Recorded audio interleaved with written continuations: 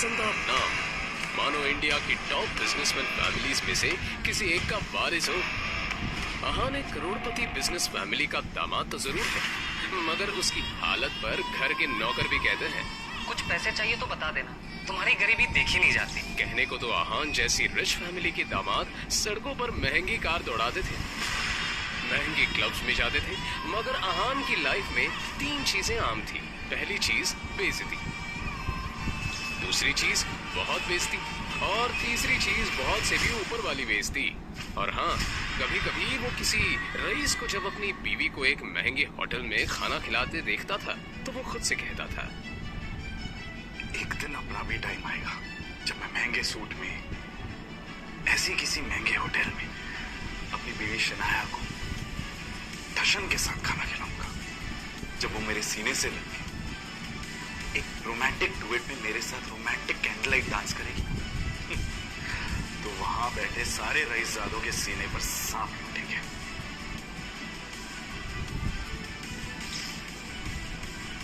जरूर शनाया ने बोलते हुए अहान चौंक कर उठ खड़ा हुआ। मोबाइल स्क्रीन पर देखा तो शगुन का फोन था। अहान के सारे सपने छूमंतर हो गए। मेरे प्यारे जीजा जी, फोन नहीं उठाते आप?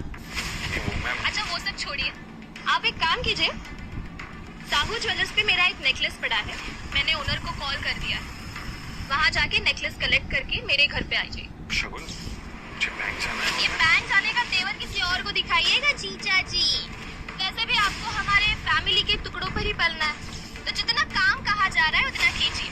और हाँ, नेकलेस के साथ में ओनर आपको 30,000 रुपए भी देगा, वो लेकर मेरे घर पे आ जाइए। और 30,000 रुपए में से 1 रुपया भी कम नहीं होना चाहिए। आज तक मैंने कभी चोरी नहीं की। तो दूसरी बात ये कि अगर मुझ पर इतना डाउट है तो किसी नौकर को भिजवा के करवा लो। क्या है ना, बहस करने की इजाजत आपको है नहीं, तो जितना काम कहा जा रहा है उतना कीजिए। मैं नौकर से कह दूंगी, वो ठीक करवा कर लाएगा। ना ना, मैं नौकरों पे भरोसा नहीं करती। मेरी चप्पल महंगी है, तो एक बार टूट गई चप्पल तो मैं दोबारा पहनती नहीं।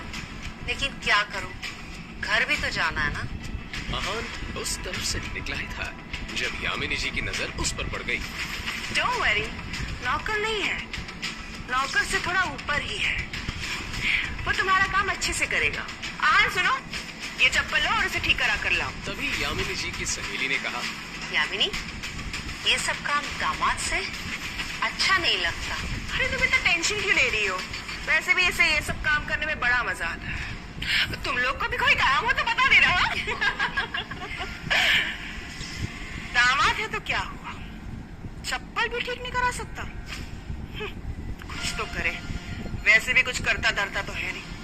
ये बातें सीधा अहान के दिल पर आकर लगी, मगर अब उसे ये सब हमेशा ही सुनने की आदत हो गई थी। उसे याद था कि आज उसका बर्थडे है, मगर ये सिर्फ उसे ही याद था, बाकी किसी को भी इससे कोई मतलब नहीं था। शगुन का काम का विचार। बहस मत करो, जो काम दिया है वो करके आओ।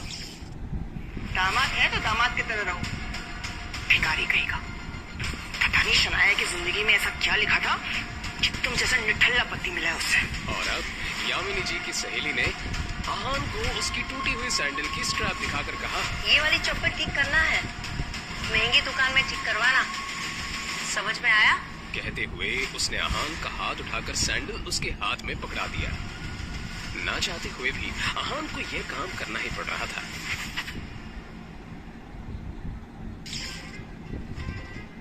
उसके मोबाइल पर उसकी बीवी शनाया ने मैसेज किया। ये मैसेज पढ़ते ही अहान के होठों पर एक स्माइल आ गई। आज पहली बार शनाया ने उसे ऑफिस बुलाया था। रास्ते में अहान को एक फूलों की दुकान मिली और अपना पर्स निकालकर देखने लगा। उसमें सिर्फ 500 का एक नोट पड़ा हुआ था। माफ करना आंटीज और सासू माँ, आप लोगों को सादर प्रणाम। पर शनाया से बढ़कर मेरे लिए और कुछ नहीं है। थोड़ी सी डांट सुन लेंगे आपसे। और फिर उस पैसे से अहान ने शनाया के लिए फूलों का वो बुके ले लिया। आज वो पहली बार गिल कंस्ट्रक्शन के ऑफिस जा रहा था, जो कंपनी गिल खानदान की थी। ये सोचकर आज वो फूला नहीं समा रहा था कि वहाँ उसका अच्छे से स्वागत होगा। कि तभी सामने से आने वाले एक आदमी से आहान टकरा गया। उसका नाम देव मल्होत्रा था। यू इडियट, दिखाई नहीं देता तुम्हें? पता नहीं कहां से मुंह उठाकर चले आते हैं। इस ऑफिस में तुम्हारी खड़े होने की भी औकात नहीं, और ऐसे टहल रहे हैं जैसे तुम्हारी खालेजी का घर है। कौन हो तुम? शायद देव मल्होत्रा ने भी उसके बदरंग कपड़ों से उसे नौकर या ऑफिस बॉय ही समझ लिया था। उधर शनाया अंदर से ये नजारा देख रही थी। तभी आहान की नजर शनाया पर पड़ी तो एक पल के लिए वो अपनी बेइज्जती भूल गया। अब जाने भी तो शनाया, जो हुआ मेरे साथ वो हुआ, और तुम इतना टेंशन क्यों ले रही हो? जो बात गई वो बात गई। तभी शनाया चीखते हुए बोली, दूर हटिए आप मुझसे, दूर हटिए। आप चले क्यों नहीं जाते मेरी जिंदगी से? नर्क बना रखी है मेरी जिंदगी। पता नहीं कौन से बाबू की सजा मिल रही है मुझे। नहीं, आप चाहते थे, पापा ने हम दोनों की शादी जबरदस्ती करवाई थी, वरना आप तो कभी मेरे लायक थे ही नहीं। और आज भी आपको पति कहते हुए मुझे शर्म आती। अरे हाथ में ड्राइवर नहीं था, इसलिए आपको बुला लिया। पर मुझे क्या पता कि मेरा पति इस काम के भी लायक नहीं है। यहां आकर आपने मेरे सबसे पुराने क्लाइंट मिस्टर मल्होत्रा को नाराज कर दिया है। अब कैसे होगा काम मेरा? मैं जहां पर भी जाती हूँ आप मुझे बेइज्जती के सिवा और कुछ नहीं दे सकते। सिर्फ एक बदनुमा दाग बनकर रह गए हैं आप मेरी जिंदगी में। इतना कहकर शनाया केबिन के बाहर निकल आई। तभी रास्ते में पड़े बुके की तरफ देखकर शनाया ने कहा, क्या है ये सब? क्या गंदगी फैला रखी है यहाँ पर? ठीक हो इसे डस्टबिन में। फूल को अपने पैरों से कुचलते हुए आगे बढ़ गई।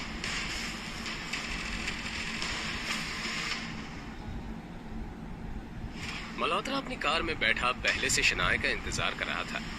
फिर आहान के सामने ही शनाया अपने क्लाइंट मल्होत्रा की कार में बैठी और बिजनेस के सिलसिले में वहीं से जा चुकी थी।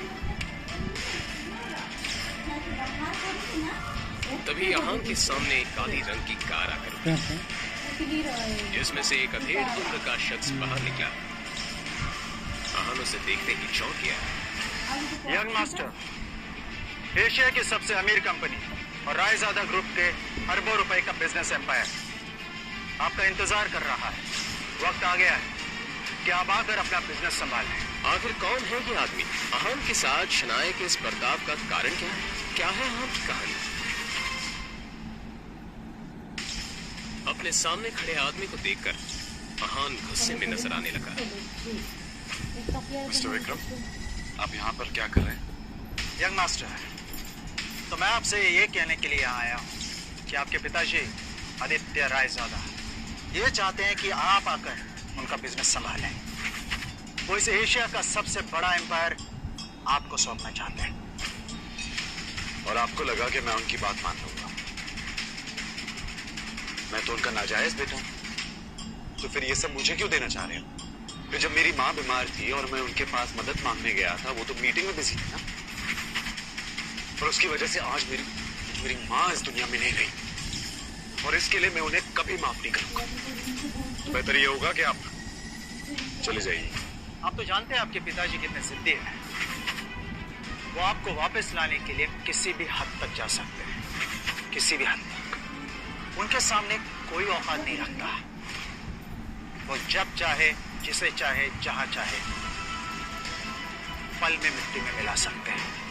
लेकिन हाँ, जो आपके साथ हुआ उसे भूल जाए और रायजादा ग्रुप को अपना लें। रायजादा तैयार है आपको वो सब कुछ देने के लिए जिसके आप हकदार हैं। आहान ने जैसे अपना आखिरी फैसला सुनाते हुए कहा, आप यहाँ से चले जाइए विक्रम, और जाके बता दीजिए कि मुझे उनकी दौलत में कोई इंटरेस्ट नहीं, और उनकी सारी दौलत भी मेरी माँ को वापस नहीं ला सकती। और हाँ, बात गलती से भी बाहर नहीं आनी चाहिए कि मैं रायजादा खानदान से हूँ। मैं रायजादा ग्रुप का मालिक मिस्टर आदित्य रायजादा का बेटा हूँ। चलिए। विक्रम उसे जाता हुआ देखता रहा और फिर अपना मोबाइल कौन निकालकर सा आदित्य खाता रायजादा का नंबर सब्सक्राइबर डायल बड़ी किया। खानी दूसरी तरफ से आवाज आई। मुझे वो किसी हालत में चाहिए। उसके लिए जो भी रास्ता अपनाना है अपनाओ। मुझे आहान हर हालत में चाहिए। इधर आहान कुछ ही देर में अब अपने घर पहुंच चुका था। लगी घड़ी में देखा तो शाम के 7 बज এটা गए। করলা পরে तभी তারপরে अचानक ही आहान का তুমি मोबाइल बज उठा। कहाँ थे तुम? हाँ, तुम्हें पता है ना तुम्हारी वजह से मेरी सहेलियों के सामने मेरी कितनी बेइज्जती हुई है। और तुम्हारा फोन क्यों नहीं लग रहा है? हाँ? मैं अभी घर वापस आ गई हूँ। ये बताओ तुम्हारा फोन क्यों नहीं लग रहा है? माँ जी, शनाया को लेने गया था, उसका फोन। तो फोन दो उसे, उसका फोन भी नहीं लग रहा है।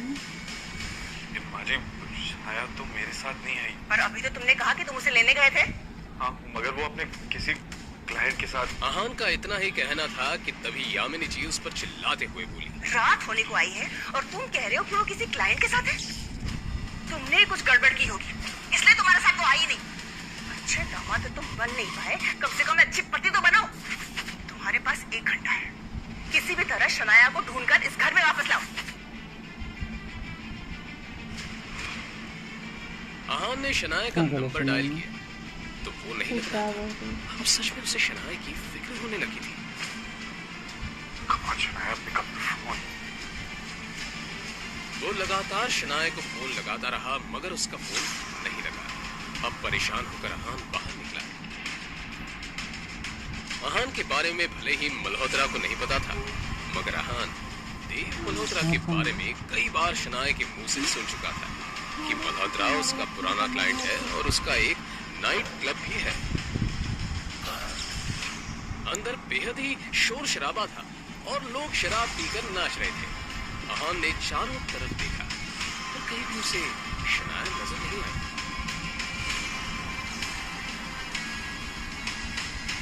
यहाँ हमारी हिम्मत कैसी यहाँ आने की?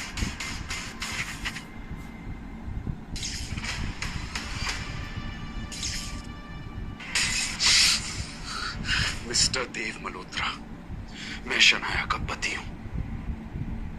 जी तो कर रहा तुम्हें अभी के अभी जान से मार दूं, पर मेरे हाथ बंधे हुए हैं क्योंकि शनाया को तुम पर बहुत भरोसा है। अब तुम्हारे साथ क्या करना है ये शनाया ही डिसाइड करेगी। आउट।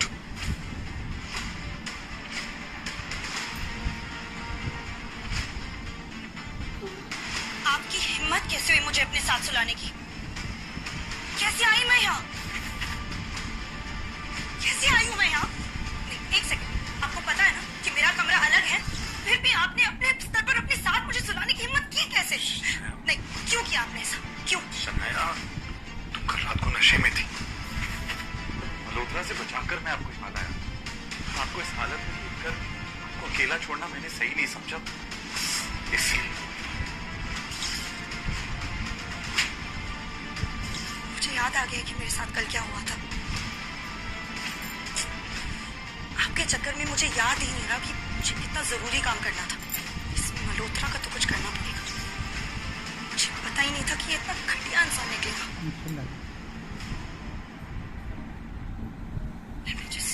कहते हुए शनाया ने अपना लैपटॉप खोला और ईमेल चेक करने लगी। तभी उसे सामने जो दिखा उससे शनाया एकदम से शॉक हो गई। ये कैसे हो सकता है? इस ऑफिसर ने मेरे ड्रीम प्रोजेक्ट को अप्रूव करने से मना कर दिया। तभी अचानक ही शनाया का मोबाइल बजने लगा। उसने स्क्रीन पर देखा तो उसके दादाजी आनंद गिल का कॉल था। गिल कंस्ट्रक्शन कंपनी के बिजनेस से जुड़े सारे अहम फैसले वही लेते थे। आखिर में फिर शनाया ने फोन उठाकर अपने कानों से लगा लिया। कुछ ही देर में वो यूं ही दूसरी तरफ से बातें सुनती रही और फिर आखिर में मोबाइल उसके हाथ से छूटकर नीचे गिर गया। वो एकदम से सदमे में आ चुकी थी। आखिर क्या कहा गया फोन की दूसरी तरफ? क्या आहान और शनाया के बीच मिटेंगी दूरी? हमारी कंपनी के सबसे बड़े प्रोजेक्ट को तुमसे वापस लिया जा रहा है और साथ ही अब तुम इस फैमिली बिजनेस से अलग रहोगी। तुम्हारा अब गिल कंस्ट्रक्शन से कोई वास्ता नहीं होगा। I hope that is clear. इस एक मेल की वजह से मुझसे मेरा ड्रीम प्रोजेक्ट छीना गया। दादाजी ने कहा है कि वो मुझसे प्रोजेक्ट वापस ले रहे हैं। और सिर्फ यही नहीं, मुझे कंपनी से भी बाहर किया जा रहा है। एक प्रोजेक्ट की वजह से कोई भी किसी को कंपनी से कैसे निकाल सकता है? और अगर अप्रूवल नहीं मिला, इसमें आपकी क्या गलती है?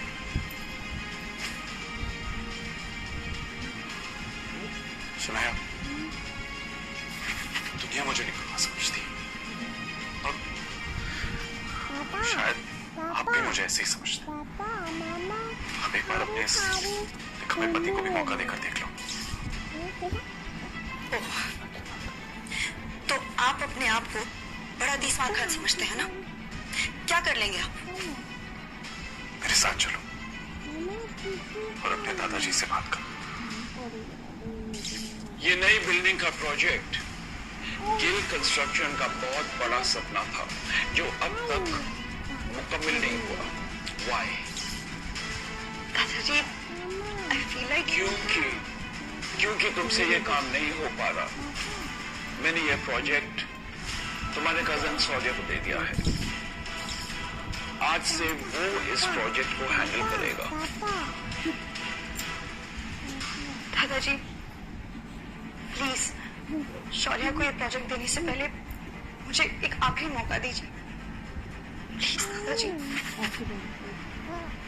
ठीक है, मगर ये काम आज ही होना चाहिए।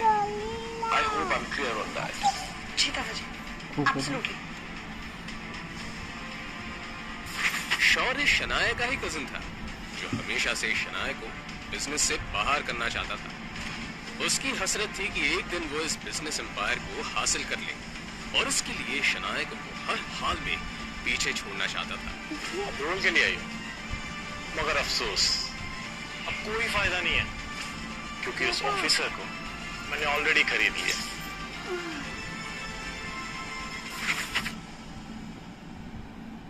कहिए शनाया जी, कैसे आना होगा?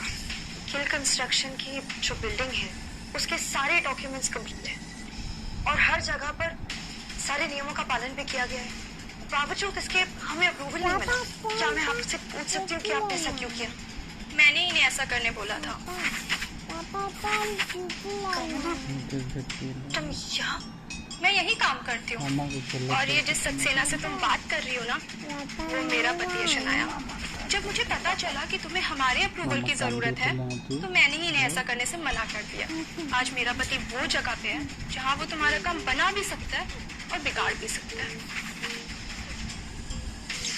लेकिन तुम तो बहुत पैसे वाली हो ना शनाया, तुम जाओ करवा लो अपना काम, जिससे भी करवा सको। कामिनी, जो कुछ भी हुआ वो सब मेरी गलती थी। मैं बहुत नासमझ थी। प्लीज अगर हो सके तो सब भूल जाओ। मैं नहीं भूल सकती उस दिन को शनाया जिस दिन मेरी शादी तय हुई थी और ये बात मैं तुम्हारे साथ सारी सहेलियों को बता रही थी और तुमने मेरे बेरोजगार पति के बारे में सुनकर सबके सामने उसका मजाक उड़ाया था और मेरा भी मजाक उड़ाया था। सारी सहेलियां हंस रही थी मेरे ऊपर और मैं रोते हुए वहां से आई थी। कामिनी देखो, वो सब मेरी नासमझी थी और मैं बहुत ज्यादा शर्मिंदा हूँ। शर्मिंदा होने से काम नहीं चलेगा शनाया। उस दिन का बदला तुम्हें आज चुकाना होगा। बेइज्जती के बदले बेइज्जती होनी चाहिए। मतलब ये तुम्हारा पति है ना? इसने आज तक कौन से झंडे गाड़ दिए शनाया? अरे इसकी तो मेरे पति के बराबर खड़े रहने की भी औकात नहीं है। और मैंने सुना है कि ये घर जमाई बनकर रहता है। कामिनी, अब तुम गलत बोल रही हो। मैंने अभी कुछ कहा ही कहा है शनाया। ठीक है, अब सुनो, अगर तुम्हें अप्रूवल चाहिए तो तुम्हारे पति को बोलो मेरे पति के सामने हाथ जोड़ के गिड़गिड़ा के अप्रूवल की भीख मांगे। कामिनी, तुम बाहर का रास्ता उधर है शनाया।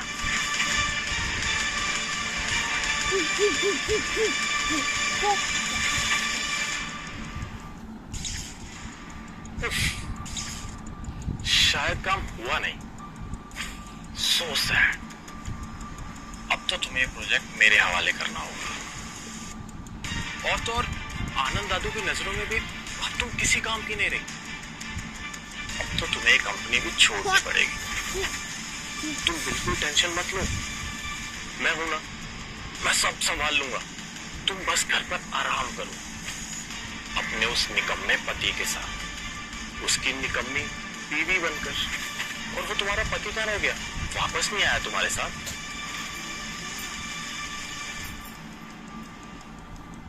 बाहर से शीशे के उस पार क्या हो रहा है ये साफ दिख रहा था। और फिर शनाया ने जो देखा उससे तो शनाया को झटका सा लगा। अंदर अहान सारे स्टाफ के सामने गिड़गिड़ा रहा था, अप्रूवल की भीख मांग रहा था।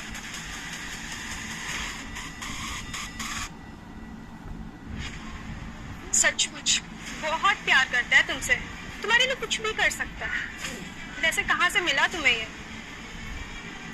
खैर मुबारक हो, तुम्हें तुम्हारा अप्रूवल मिल चुका। मगर ये कैसे हो सकता है? मैंने तुम्हारे पति को पैसे दिए हैं। वो तुम्हें वापस मिल जाएंगे। मेरे लिए मेरा बदला ज्यादा जरूरी था।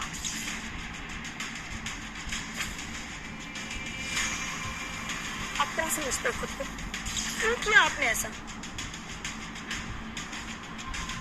तुझे क्या लगता है कि तेरे ऐसा करने से शनाया को सब कुछ वापस मिल जाएगा? मैं इसे कहीं का नहीं छोड़ूंगा। तू क्या?